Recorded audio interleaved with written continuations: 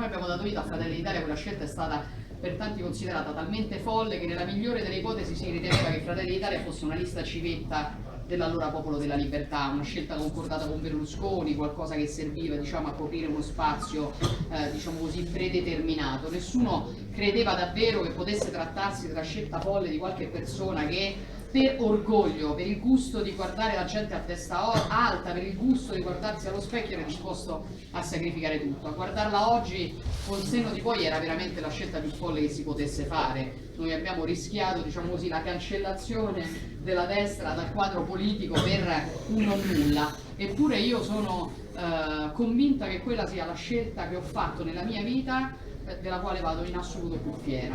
Perché se oggi noi abbiamo di nuovo un partito che rappresenta la destra nel Parlamento nazionale, se noi abbiamo un partito che continua a crescere nonostante i suoi scarsi strumenti, lo dobbiamo a quel momento lì, a quella scelta, alla coerenza, alla determinazione che da allora abbiamo dimostrato. Io lo sapevo, e lo sapevamo, che piano piano tanta gente si sarebbe avvicinata quando noi avremmo dimostrato che effettivamente eravamo qualcosa di diverso da quello che si voleva raccontare di noi, che eravamo invece il tentativo di mantenere vivo un sistema di valori, il tentativo di continuare a fare determinate battaglie. Oggi Manlio e Ludovico mi raccontano che abbiamo fatto bene, che avevamo ragione, che bisognava solamente avere pazienza. Noi siamo stati dei pionieri, ma oggi ce ne sono degli altri e ne arriveranno sempre di più. Io sono sempre più convinta che Fratelli d'Italia sia il movimento che nel centrodestra può crescere più di tutti.